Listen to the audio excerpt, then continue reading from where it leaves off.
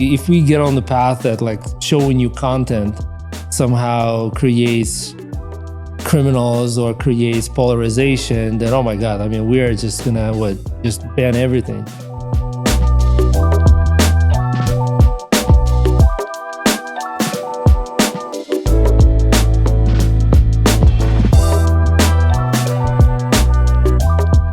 Hey, welcome back to the Beyond Social podcast. I'm Reggie, one of your hosts. This is the show where we go behind the scenes on how marketers are doing awesome things, delivering great results. Today, we're going to kind of spin that around a little bit, less about, let's say, driving results or cool things that marketers are doing. There's a trend, there is a lot of conversation, somewhat polarizing, about brands taking stances on political issues, opinions, whatever it is, on social. And I'd love to kind of hear your take. Should they? Should they be doing that? I mean, it's obviously a broader conversation. Historically, brands kind of got into the habit of taking stands. I don't know if it's necessarily like going back to the 90s, or perhaps I was just a little too young to pay attention. I feel like brands taking issues on social issues was a thing maybe 15, 20 years ago. Getting behind a variety of sort of discrimination, rights, freedom of speech, freedom of religion, expression, just a lot of social issues. And somehow that was considered to be, causes were considered to be important part of marketing. So that must have been just a thing of the day. Sort of like we donate, kind of like the way they do today. What is it, that sock company that donates a certain number of socks for every sock that they sell. So this idea of contributing to the bigger sort of to these right causes is somehow like a good marketing. Somebody must have come up with that for them, right? So, and it kind of kept on rolling, and it was pretty sort of understood that companies would take issues, that would express their opinions. They would maybe include some of that messaging into their branding and whatnot. And it was fairly kind of just, people just rolled with it. So I don't think people kind of even paid attention to a lot of that stuff, but somehow being bigger than just business and money was sort of an important sort of item in marketing for a while. And then later, in the more recent times, a lot more risk became apparent to these companies like the Walmart and a whole diversity program, right? So all of a sudden, the boycotts ensued. People kind of took it like very seriously. And I think that sort of stems from more polarization that has been occurring over the last decade or so. And I think these days companies are kind of seeing that as a big risk and are simply walking away from this, which is probably not that easy, because if you've kind of ventured into something positive and sort of worthy of a cause, to now say that you don't care about that. But we are seeing companies just walking away and basically saying, listen, social issues is just not what we do. Yeah. I mean, so this is kind of what I've seen. When I see debates around this, something that comes up a lot is that an organization, a company, without people, it's not a living being. So can an LLC, a C corporation, actually have an opinion? And the reality is that a company's stance is nothing short of the people who make up that company's opinion towards a specific. I think Supreme Court actually ruled on that in a different setting. There was a Supreme Court ruling that had to do with donations and whether corporations and people are the same. And I think the outcome was that they are the same. So essentially, that corporations essentially are just as people are liable and able to donate, and things like that. So I think generally speaking, companies are represented perhaps by their founders or the founding members that have sort of opinions, and somehow again it seemed like a good idea that companies or the founders channel these ideas through their companies, perhaps using the company's influence in the workplace to funnel that energy onto the employees. Or maybe it was trickling up where the employees were, say, interested in a particular cause, and it was trickling up to the founders. Right. So it's hard to know the exact sort of path that energy took. But listen, we spend so much time at work. And perhaps we kind of want to feel like we are continuing certain sort of activities that are related to cause as well we at work. So it's hard to know like whether this is a good idea, but I think ultimately it's no different than should an actor be expressing political opinion. I guess first of all, why not? Like if a person has an opinion, why not? Like you know, so he can express it. Should a movie have I don't know an expressed political view presented? I think companies are perfectly well within their rights if they have a website to represent them or a social channel or I don't know something like that. So I don't see any reason why to exclude them. I think this decision that they're making to avoid doing this is out of this. Is that representing a risk to the business? And I guess before they were viewing it as a benefit to the business. Right. And now they're viewing it as a risk to the business. And again, at the end of the day, businesses aren't here to change the world necessarily. They're mostly existing to compensate the investors, to pay the sub, to make money effectively. Right. And it feels like being part of social issues these days is more of a risk than benefit. It's definitely polarizing. I mean, we've seen polarization take to the forefront of social, right? Look at content over the last even half a decade, and we see engagement and views goes down dramatically when there's something that someone either extremely hates or is extremely passionate and loves, right? Because someone watching that video will want to eventually debate with the other person in the comments why their opinion is right or that opinion is wrong. Yeah, so I think the culprit of us being more polarized is within the algorithms that are driving content on social media.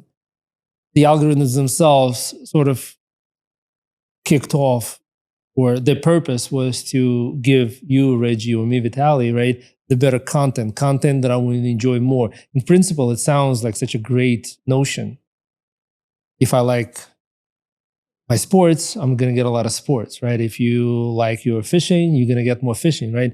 But in reality, what happens that besides the fishing and besides the sports, if I happen to view an article on a particular topic, I would be fed articles on that topic.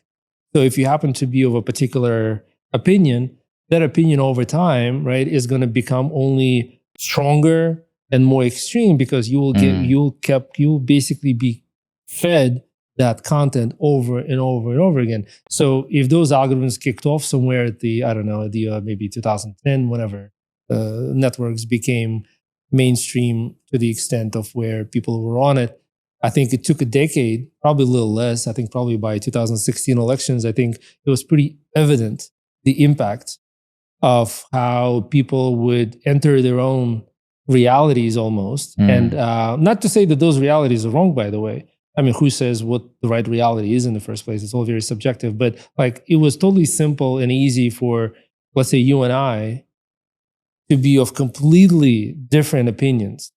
And not even opinions, even like perceptions of the world, perceptions of reality, simply because we just exist within very different virtual realities within social. So it's really just a product of the algorithms existing within our society for just 5, 6, 7 years. Yeah. And it caused us to be so. The word polarized, I think, also kind of gets bad rep. I think we are so extreme in our views effectively, right? Like those, I don't know, who hate one candidate, they love the other candidate. And there seems to be nothing in between. That sort of always bothers me. I kind of always viewed a lot of people kind of to be in between extremes. Right. And I just find so few people these days in between extremes, whatever the extremes are, political, I don't know, economic, social, just very few people in the middle. Yeah. Yeah. So the algorithm, because obviously this has come up a lot. Is it that the algorithm wants to feed people more polarizing content, or is it that in its nature to feed you more content that you will enjoy and consume, it brings out more of what's already within you? You know what I mean? Who knows? Just bringing out the nature of humanity and saying, hey, you like this, we're going to show you more of it. On the flip side of that, is it the responsibility of these social networks to say, hey, you know what, we're going to stop feeding you more social content about certain opinions so that you don't develop such a intense reaction to it? I think I would have. It's weird, right? Because on one hand, right, so stop the algorithms is going to stop the flow of information, and effectively, maybe a few years later, we're going to stop being sort of as polarized. But I think it's no different than the argument that Bob Dole used to make on like critiquing, gangster rap when he said, that it causes all this violence in the world. Like, or gaming causes more violence and causes people like, I think like if we get on the path that like showing you content somehow creates criminals or creates polarization, then oh my God, I mean, we are just gonna just ban everything. We're gonna ban all the movies, ban all the music, there's gonna be nothing left. Anything that we're gonna perceive as causing a little polarization or a little lack of sensitivity here and there, crime even, it's tough. By the way, I don't know if Bob Dole actually critiqued Tupac, but Tupac certainly had a song about it, so, where he thought he did. But I think the gangster rap used to be like the sort of the entity that got a lot of attention because of how extreme the lyrics were. And everybody tried to connect it with crime, but I don't know if that was necessarily the case. So like, that's interesting, right? Because it's like, can we say that it was a relatively new way, a new genre almost? And in the few years after its introduction, maybe because it was so new, it shook things up and it developed these polarizing opinions about it. Is it possible that relative to every other method of communication, newspapers, pigeons, telegraphs, that social is just sort of relatively new in the God knows how many millions of years humanity's been around, that we're still in that phase of trying to learn how to coexist with this much information being available to us? I would imagine that, how now we talk about like, okay, so polarization has kind of gone up. To some degree, I'm sure the polarization has gone up when they learned how to deliver radio signal to the world, right? Because you think about how we used to consume information. Chances are, like 100 years ago, if you wanted to know news, right, you would visit your church on Sunday or something, and your pastor would tell you, what the news are and how to think of the world. Like years went by, and newspapers, they would start selling them on the corners. All of a sudden, you had your church thing with information, but you had the news, right? And then if you read one newspaper, you were of a certain opinion, then you read another newspaper. And all of a sudden, people maybe call that polarization at that point. Oh, those guys, they read, the Wall Street Journal, or these guys, they read the New York Post, right? So then, so I think informational age certainly brings about new tech that kind of makes information kind of like flow more freely. But I feel like here we're getting into something a little different, to where information flows back at us. That newspaper on the stand, arguably, is something for me to buy or not, and until I do, I'm not going to consume it.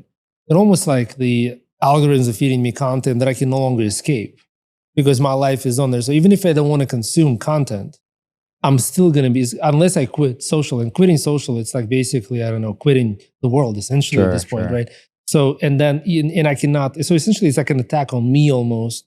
And I'm not sure if algorithms are doing this on purpose. I'm pretty sure it's like a byproduct. Ultimately, their purpose is not to make me mentally unstable or emotionally broke, but they are simply trying to feed me content. Right? But ultimately, can these algorithms be controlled or somehow tweaked? I really doubt it, because I feel like it would interfere with so many freedoms that are probably protected by laws or something. I mean, I don't see that, or government can't really get into the company's business, how they conduct business or something. So, I mean, I'm not seeing it. So can we be, as a society, be more educated on how to consume information? Probably so, but I don't really see a way to protect ourselves except for kind of just learning how to deal with it. But the companies essentially now seeing this and understanding that any position they take, given that there is nobody in the middle anymore, right, will either fall on that side of the equation or on this side of the equation, right? And they're like, listen, we want both customers. I don't want to, you know what I mean? Like, so we want to sell our products to both. So we're not gonna do anything. And I think to any brand out there these days, and I think we talk about the brand risk in general, like in a variety of sort of settings. We talk about it, whether you're working with an influencer, right? Is there brand risk? We talk about it when you've hired a freelancer, you use that tool. There's always brand risk. Using AI, is there brand risk with that? So I think, participating in social issues represents a brand risk, and companies are just going to have to understand what that brand risk represents. But I somehow have no doubt that for them acceptable risk is zero. So I think we're going to see all companies just walk away from all causes. Yeah. And I'll say to that, because that has come up before too, is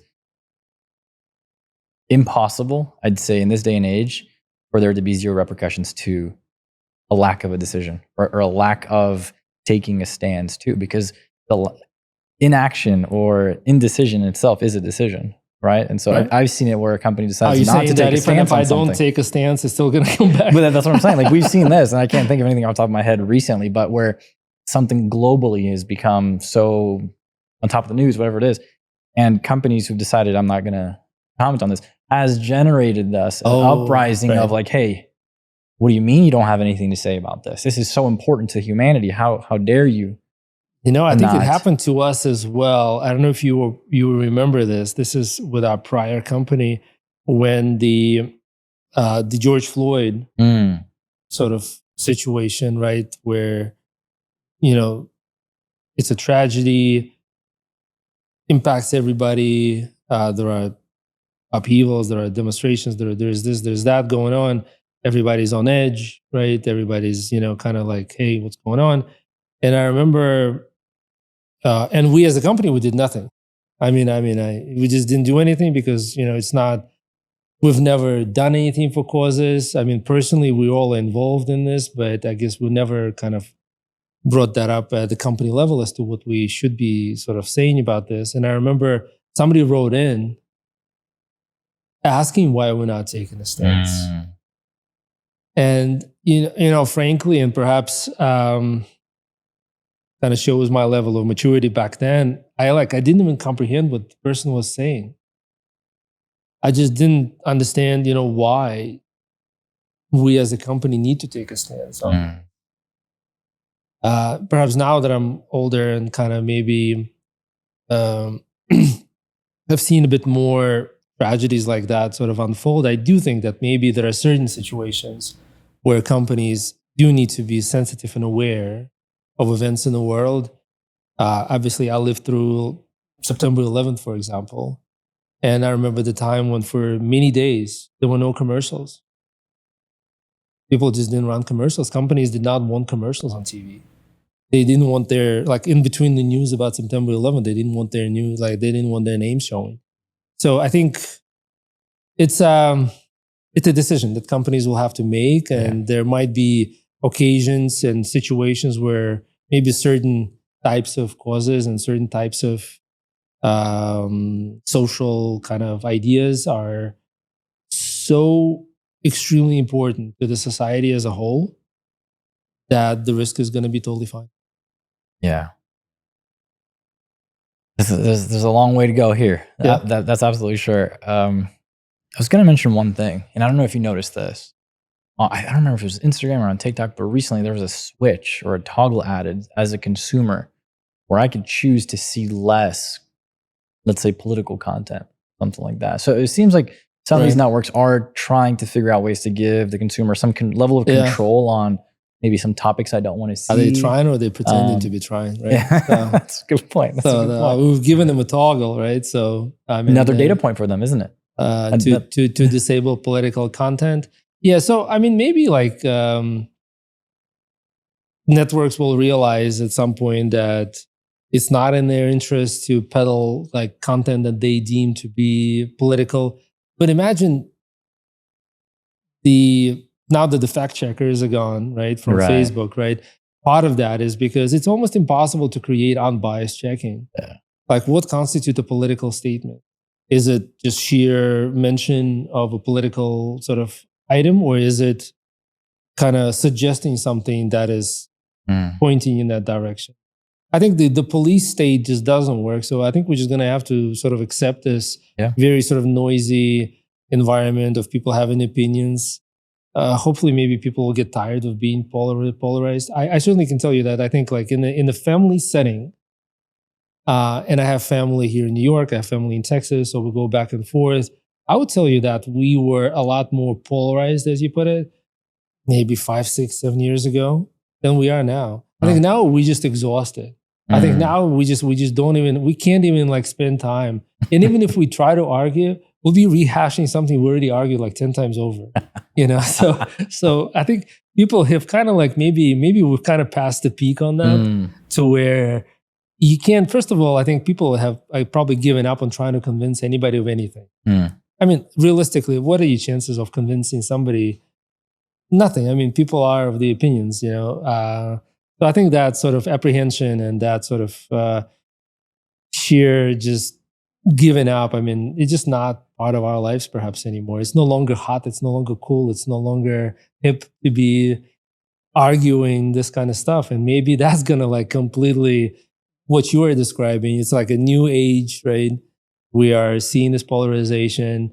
Should we like combat it with laws and like restrictions, or should we just let it just play out and people will just somehow just mellow out and just get tired of just arguing about this? This will no longer be an interesting subject, maybe. Yeah. Time will tell. Yeah. Maybe this is also a topic we revisit a year from now to see. Yeah, more like a decade. Yeah, I was going to say, I don't think a year's enough time. Sweet. Thanks, Vitaly. Thank you guys for watching, for listening in, wherever you're consuming this content from. Make sure that you leave us a comment. If you head over to vistasocial.com/podcast, let us know if you'd like to join us for an episode where we'll hash out anything related to marketing. If you're driving some crazy results for yourself, for your clients, and you want to come on the podcast and chat with us about it, let us know as well. We'd love to have you here in Miami. We'll see you guys next one.